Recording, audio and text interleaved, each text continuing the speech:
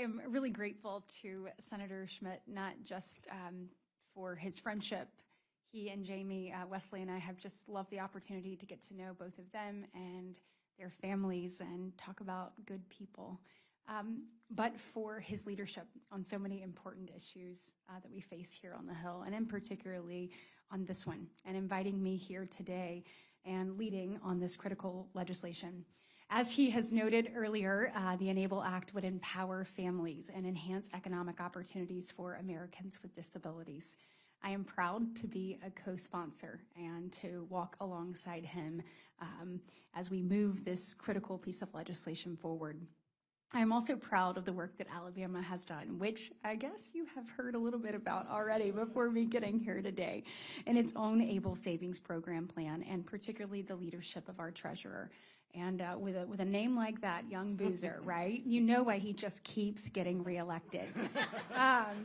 He has done an outstanding job for the state of Alabama, sincerely, and is willing to do hard things, and also wants to make sure that he takes a look at people's needs and figures out how he can use his time and service to actually address those. So thank you so much for your leadership. Thank you for being here. I know that y'all were pleased to hear him talk about the success of our program and the opportunity it's provided to over 1,000 individuals in our great state.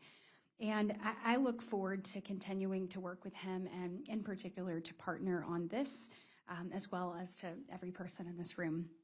So as has already been said, every child deserves a pathway to reach their full potential. And this legislation would enable just that. Through providing opportunities to invest and save towards their futures, this truly will change lives. And if you look around this room, as politics are pretty stark here in Washington, D.C., it's nice to see people from different states, different walks of life, and different political parties sitting here united for a common cause. And on that, we are so appreciative to have Sarah Hart-Ware here today, who I understand has spent a career advocating for individuals with disabilities. This includes her current position as ABLE today and the Kansas Council of Developmental Disabilities, as well as previous efforts to advocate for ABLE legislation at both the federal and the state levels.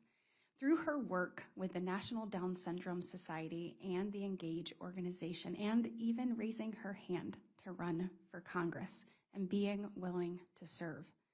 Sarah, thank you for being here today and for what you do to ensure that people with disabilities and their families have a seat at the table when important decisions are made, and especially when it comes to economic policies.